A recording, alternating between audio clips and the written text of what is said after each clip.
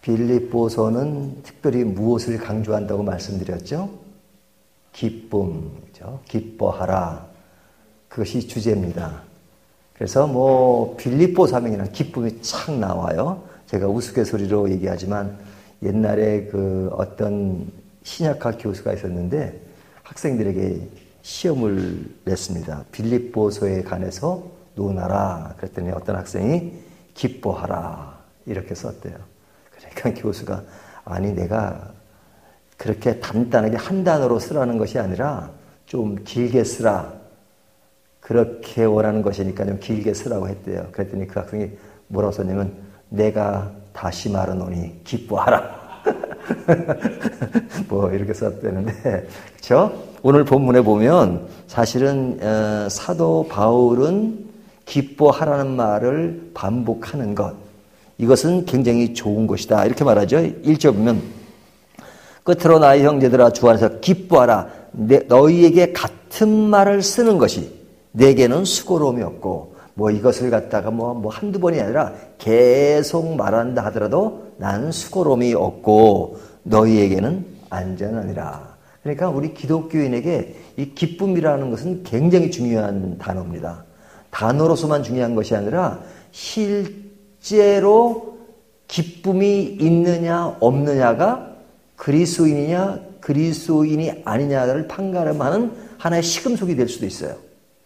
진정한 그리스도인은 기쁨이 있습니다. 물론 이 기쁨이라고 하는 것은 생활상 가운데 고통과 괴로움이 없다는 것을 이야기하지 않습니다. 하지만 기본 기조가 기쁨이라는 겁니다. 근데 이 기쁨이라고 하는 것은 억지로 되는 게 아니잖아요. 우리가 그리스도니까 지금부터 다 기뻐합시다. 그러니까 자 여기 땅 하면 지금부터 기뻐지는 거 아니죠? 억지로 되는 게 아닙니다.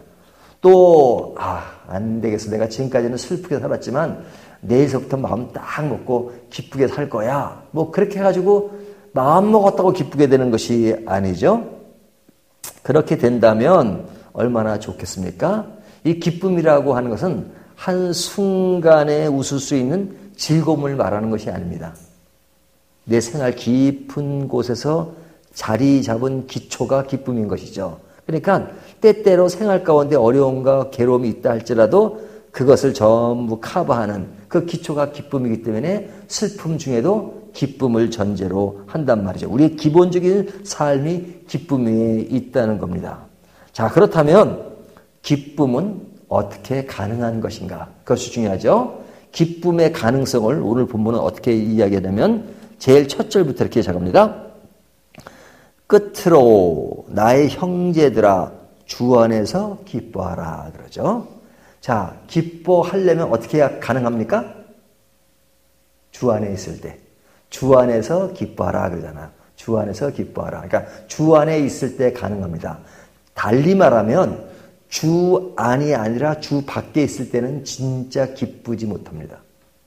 주님 밖에서 기쁨을 찾을 수 없어요. 왜? 제가 늘 강조하지만 기쁨의 근원은 죄의 문제를 해결할 때 가능한 겁니다. 죄의 문제가 해결되지 않는데 기뻐할 수 있어요? 순간적으로 인간의 어떤 향락과 그런 것 때문에 기뻐할 수 있지만 그것은 아주 내부적인 것을 썩어들어가게 하는 것이지 그것이 기쁨이 아니에요. 주 안에서 기뻐할 수 있습니다. 주 밖에서는 절대 기쁨이 근원이 될 수 없어요. 그런데 여기서 가장 중요한 주제, 주 안에서 기뻐하라. 주 안에 있을 때 그 기쁨이 가능한 겁니다. 그런데 바울이 내가 이 말을 너에게 하는 것이 수고롭지 않다. 너에게는 안전하다 하는 말은 이것은 계속 유지되는 것이다. 유지되는 것이다. 한 번으로 일회성으로 끝나는 것이 아니라 진정한 기쁨은 주 안에 있는 기쁨은 계속 유지되는 것이다. 그러면 주 안에서 기뻐한다는 것이 구체적으로 뭐냐? 지금까지 강조한 것이 뭐였어요? 복음이었잖아요. 복음. 복음이 무엇이냐? 복음에 합당한 열매가 무엇이냐? 그걸 계속 다뤘잖아요. 근데 그거를 10절을 보면 내가 그리스도와 그 부활의 권능과 그 고난에 참여함을 알고자 하여 그의 죽으심을 본받아 어떻게 해서든지 죽은 자 가운데서 부활에 이르려 하노니 그러죠. 자, 여기서 얘기하는 것이 두 가지죠. 죽음과 부활입니다. 죽음은 뭐예요? 십자가잖아. 십자가와 부활. 십자가는 우리의 죄를 위하여 예수님이 죽으심을 이야기하고 있고, 부활은 그 예수님이 살아나셨어요. 그것은 그 죽음이 헛된 죽음이 아니라 우리를 구원하시는 죽음이었다 하는 것을 부활로 증명하는 거잖아. 그가 하나님의 아들이라는 것을 증명하는 거잖아. 그러니까 주 안에서 기뻐할 수 있는 것은 십자가의 의미와 부활의 능력을 통해서 알게 되는 겁니다. 그러니까 우리의 신앙은 예수를 믿는다 그러잖아요. 구원은 은혜로 주어진다. 그래서 우리는 그렇게 하시는 예수 그리스도를 믿으면 된다 그러잖아요. 우리에게 강조되는 것은 믿음이에요. 내가 할 수 있는 것이 아니라 우리를 위하여 죽으시고 부활하신 그 예수님을 믿음으로 구원 얻는 것이잖아요. 그 구원은 우리에게 뭘 선사한다고요? 기쁨을 선사해요. 자, 그런데 이런 기쁨과 반대되는 것이 있었다 이거죠. 그것이 뭐냐면 빌립보 교회 안에 나타났어요. 기쁨과 반대되는 것이 있었기 때문에 사도 바울은 기뻐하라 기뻐하라 그러는 겁니다. 그러면 기뻐하라는 것과 반대되는 것이 무엇이냐? 자, 빌립보서는 이스라엘이 아니죠? 이스라엘에서 멀리 떨어진 곳이에요. 그런데 이스라엘 백성들이 이렇게 흩어지면 뭘 지어요? 회당을 짓잖아요. 회당을. 중국 사람이 외국에 나가면 제일 먼저 식당을 짓는데요. 일본 사람은 회사를 만들든지 공장을 짓는데요. 한국 사람이 가는 곳에는 예배당, 교회당 그런다는 말이 있는데 이스라엘 사람들은 가면 회당을 지어요. 근데 그 회당이 유대인들이 짓는 거잖아요. 거기서 뭐 성경도 읽고 뭐 교제도 하는 것인데 사실은 그 회당을 많이 지었기 때문에 사도 바울이 전도하는데 굉장히 유익했습니다. 사도 바울이 소아시아 지역, 터키나 그리스를 다니면서 어디를 가느냐? 가는 곳에 이스라엘 사람들이 지어놓은 회당이 있어요. 그 회당을 중심으로 복음을 전한 겁니다. 그러니까 빌립보도 뭐 마찬가지죠. 근데 이제 빌립보 교회가 뭐 회당 안에서 이루어진 건 아니지만 회당을 중심으로 처음엔 이렇게 복음이 전파되다가 교회가 지어지면 뭐 교회가 지어진 것도 아니죠. 그 당시에는 가정 단위로 교회가 세워진 것이니까 거기에 이제 그 유대인들이 오는 겁니다. 예? 그리고 그 이방인들도 오죠. 이방인들도 오고 유대인이 섞여 있으니까 서로가 이렇게 뭐 처음에는 좋았는데 한참 지나다면 자기들의 문화적 관습이 있단 말이죠. 그 관습은 뭐냐면 유대인들은 그냥 복음을 듣고 예수를 믿는 게 기쁜 거예요. 근데 유대인들은 그 기본 신앙이 뭐예요? 유대교잖아요. 유대교. 그들의 유대교는 뭐예요? 율법을 준수하고 자기 나라 사람들이 받아야 될 선민이라는 사상으로 할례를 행했잖아요. 그러니까 이들은 이방인을 아주 무시했습니다. 근데 이방인이 하나님을 믿으려면 어떻게 해야 되느냐? 유대인이 되어야 된다고 생각했어요. 그러니까 이방인이 바로 하나님을 믿을 수가 없고 이방인은 유대인이 되었다가 유대인이 된 상황에서 하나님을 믿을 수 있다고 믿었단 말이죠. 그러면 유대인이 되는 게 뭐냐? 와서 할례를 행하는 것이죠. 할례를 행하는 것. 그러니까 이들이 이제 흩어져서 이스라엘이 아닌 외부에 나와서도 그 사상을 가지고 있었단 말이에요. 그러니까 사도 바울의 복음을 듣고 복음을 받아들였는데 그 사상이 남아있으니까 자꾸 어디로 돌아가요? 율법으로 돌아가고 그리고 할례 행하는 것을 강조했단 말이죠. 왜? 이방인과 섞여 있으니까. 그러니까 이들이 처음에는 복음을 받아들였지만 율법과 할례로 돌아가니까 그 안에서 뭘 잃어버리냐? 기쁨을 잃어버리는 겁니다. 기쁨을. 늘 분쟁을 낳고 그 다음에 율법을 강조하고 다른 것에 문제를 일으키니까 빌립보 교회 안에 그런 문제가 있었단 말이에요. 그러니까 사도 바울이 그들을 향해서 감옥에서 안타까운 마음으로 기뻐하라. 내가 다시 말하노니 기뻐하라. 이 이야기는 뭐냐면 진정한 기쁨의 근원을 알라 이거죠. 너희가 그것에서 벗어나야 된다. 어디에서? 율법주의에서. 그리고 할례파에서. 그래서 지금 그 얘기를 하는 겁니다. 2절 보면 개들을 삼가고 행악하는 자를 삼가고 몸을 상해하는 일을 삼가라. 몸을 상해하는 일이 뭐예요? 할례를 행하는 거잖아요. 할례를. 삼가라. 하나님의 성령으로 봉사하며 그리스도 예수로 자랑하고 육체를 신뢰하지 아니하는 우리가 곧 할례파라. 이게 육체를 신뢰하지 아니하는 것이 뭐냐면 할례파가 아니라는 거죠.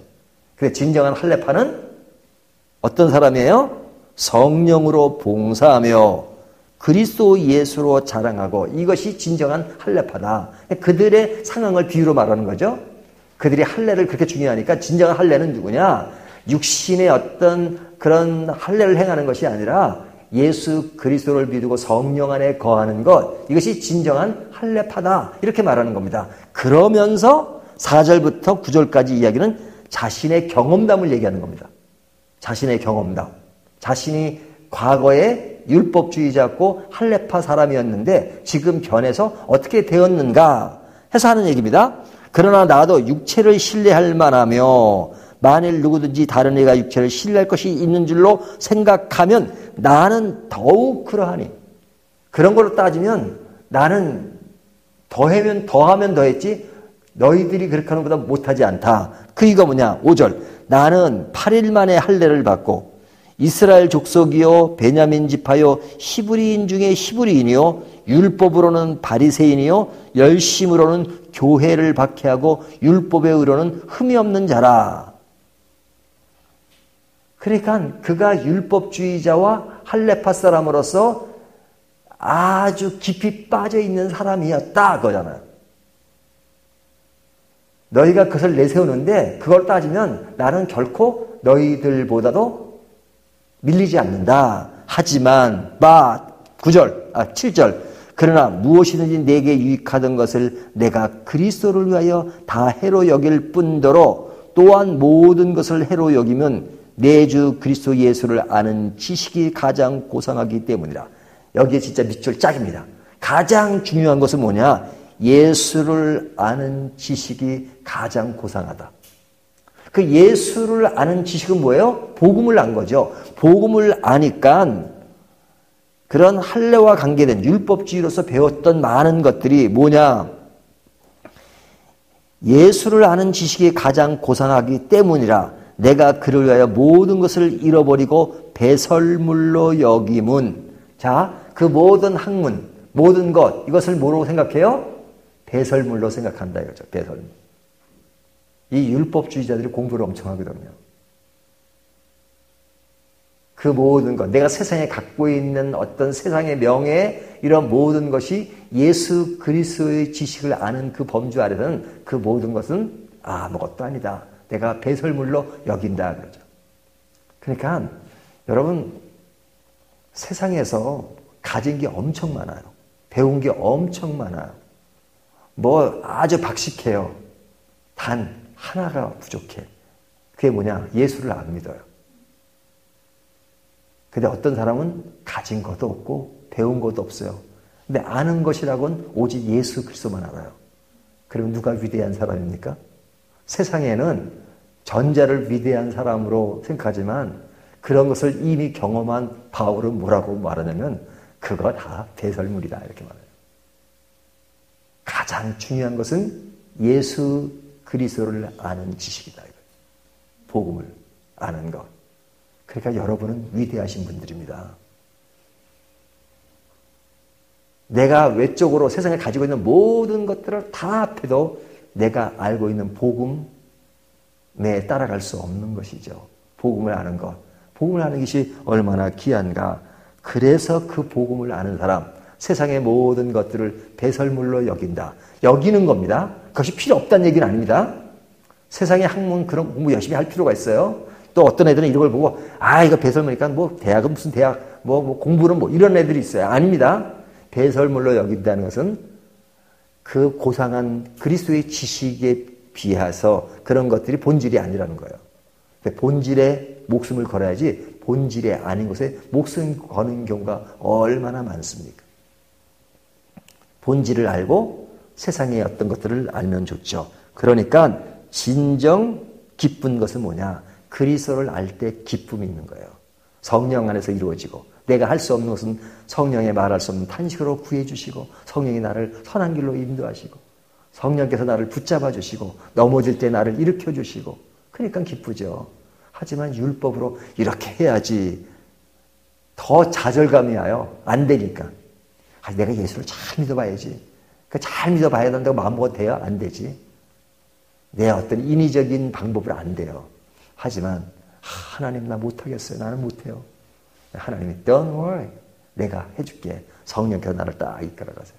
그런 딱 잘하게 하시고 성숙하게 만들어주시고 성장하게 만들어주고 그리고 늘 안타깝고 힘든 상황에서도 기쁨을 선사해 주세요. 누가? 하나님께서. 성령께서. 예수 그리스도의 복음으로. 이것이 가장 고상한 지식입니다. 그래서 기쁨의 근원은 어디에 있는 겁니다? 어디에 있는 겁니까? 율법과 할례에 있는 것이 아니라 Jesus Christ, 예수 그리스도 안에 있는 것입니다. 오늘도 이 말씀 생각하면서 십자가 부활하신 예수 그리스도 안에서 진정한 기쁨을 가지시고 기쁨의 근원으로 내 삶을 가득 채우는 저와 여러분이 되시기를 주님의 이름으로 축원합니다.